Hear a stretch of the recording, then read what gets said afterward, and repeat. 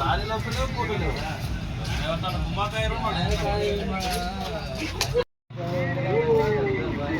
మన కూడా కుదాల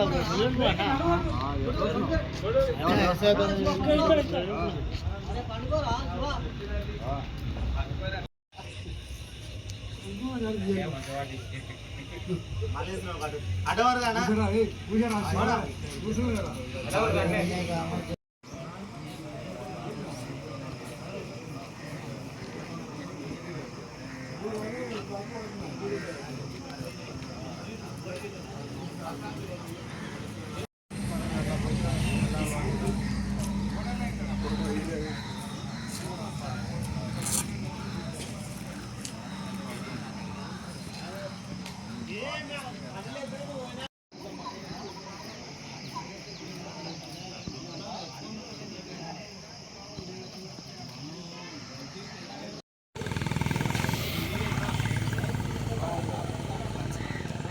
వాడాన దుపాలేనా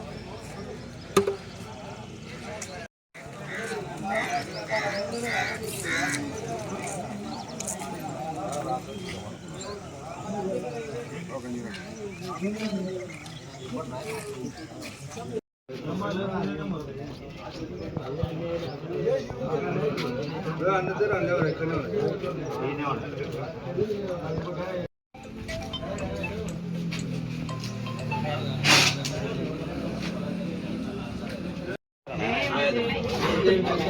paper money paper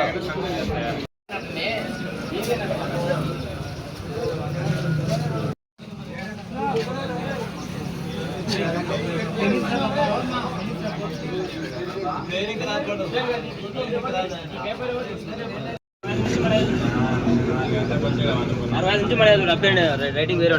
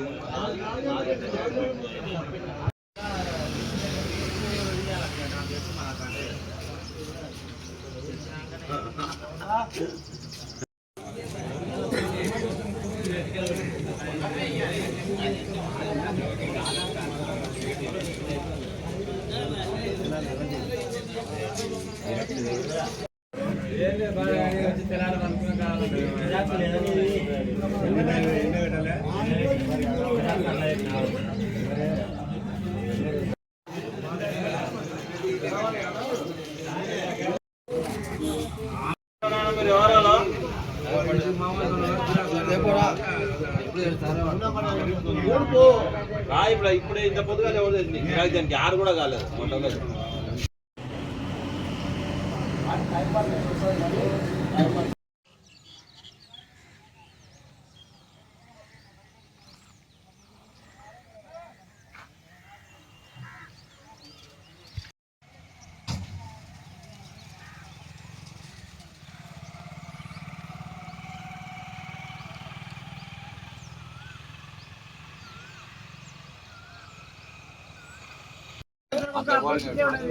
ఏ ఊరికి ఆ ఊరికి ఇవ్వాలి సంచులు. ఆ ఊరు ఇంద్రకాయలు అంటే ముసలోడు ఉంటాడు, బైకులు పోయి చచ్చిండు. ఇది ఇప్పుడు ఇచ్చే లాభం అది ఏ ఊరికి ఆడికి ఇస్తాయి. 2 లారీలు ఒక ఊరికి పంపించాం తీసుకుంటాం. ఊళ్ళో పెద్ద మంచి ఉంటే వాడు పెద్ద మంచి ఉన్నాడు, వాడే తెగప్ప మాకేం తెలుస్తుంది. దొంగతనం 500 సంచిస్తా ఉంటాడు. ఏం చేస్తాం? పంట పండించేది ఈ బయట వచ్చే అందుకు వచ్చే బిడ్డకి వస్తే పక్కన రేటు కూడా రాదు. వాడు బయటకు పోతే 500 అంటాడు, వీళ్ళు బయటకు పోతే 600 అంటాడు. చాలా మంది అమ్ముకుంటారు సార్ బయట. ఒక్క నాలుగు లైట్లు వేసారు. అన్నప్పుడు పాతోళ్ళు కేసీఆర్ ప్రభుత్వం ఉన్నప్పుడు వాళ్ళు మంచిగా వేసేది ఇద్దరు అయ్యారు ఇక్కడ అంతా ఇంతమంది ఒక్కనాడు ఈడ కనిపించలేదు సార్. సంతలోకి వస్తే అప్పుడు సంతలు తీసుకొని వెళ్ళిపోయేది. ఈడైతే 20 రోజులకి వెళ్ళి ఇచ్చే ఉంది సంతలు ఎలా అవుతుంది ఉన్నప్పుడు ఏ ఊరు గ్రామాలకు ఆ గ్రామాలే కేసీఆర్ ప్రభుత్వం ఉన్నప్పుడు రైతు దానం కొనుక్కోవాలంటే ఊర్లో ఒట్టే దానం వండినప్పుడు సంచులు ఇచ్చేది వాళ్ళే ఇచ్చేది. ఏ దానం వచ్చే వాళ్ళు కొనుక్కొని వాళ్ళే బస్టాలు తీసుకొని ఓటీపీ చేయించుకొని వాళ్ళే చేసేది రైతు. ఇప్పుడు అది లేదు. వచ్చి వేరే ఊర్లో వచ్చి తాడుల మండలంలో పడ్డాం. ఇది ఇచ్చింది ఒక ఊరుకు. ఒక మండలానికి ఇస్తే 10 ఊర్లు ఇస్తే ఎట్లుంటది? ఆ ఊరు ఎవరికి సపరేట్ ఉంటే ఆ ఊరికే ఉంటాం.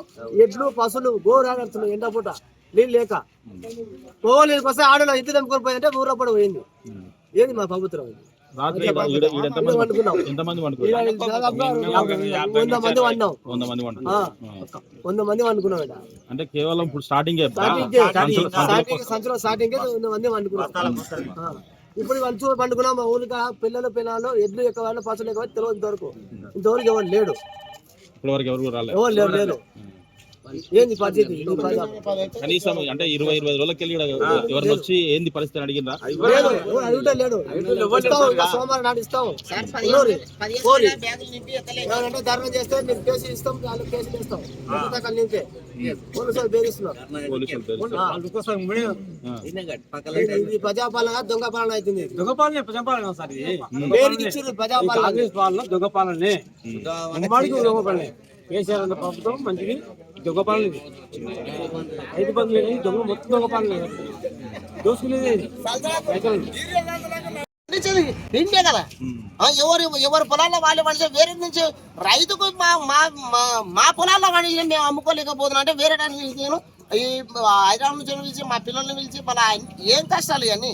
వాళ్ళ రోజులు ఉండాలంటే వాళ్ళు ఉండలేకపోతారు. అంటే దీంట్లో సంచుల కోసం 8 రోజులు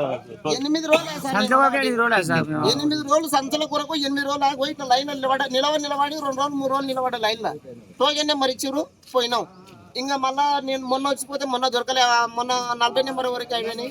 మళ్ళీ నీవు సోమవారం నాడు రాపోరా నాయన అంటే సోమవారం నాడు రావాలి. ఇప్పుడు నాకనే పోయి ఈ లైన్ లో ఎంతమంది ఈ జనాభా ఎంతమంది అంటే మేము టోకెన్ పెట్టిన ఇంకా మస్తు వాళ్ళు అదో టోకెన్ అదో సీరియల్ నెంబరు మళ్ళీ సంతులు తీసుకున్నాక కూడా మళ్ళా కమ్యూనిటీ మళ్ళీ ఓ లైన్ అంట.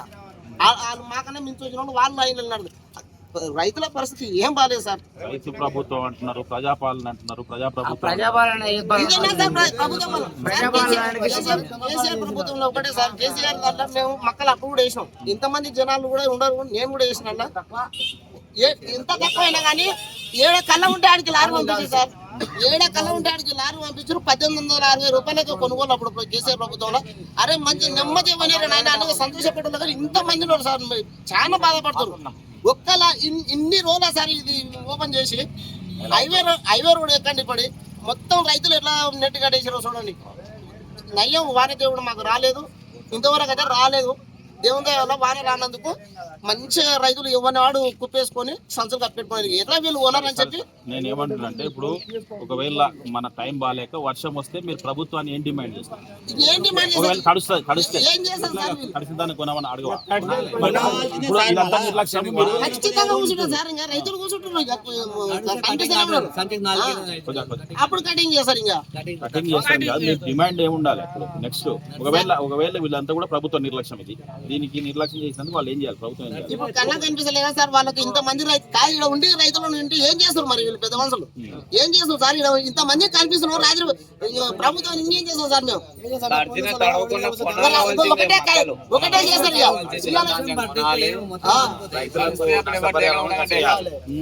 తడిసిన ధాన్యం కొనాలి, రైతులకు నష్టపరిహారం ఏమంటున్నావు? తడిసిన ధాన్యం కొనుగోలు చేయాలి, దానికి రైతులకు నష్టపరిహారం కూడా కట్టియాలి. అంటే ఎట్లా? ఒకవేళ వర్షం వస్తే టైం బాగాలేక వర్షం వస్తే ఎందుకు ప్రభుత్వం నిర్లక్ష్యం? ప్రభుత్వం నిర్లక్ష్యం కదా, ఇది ప్రజలది కాదు కదా. చెప్పు, ఏం చెప్తాను.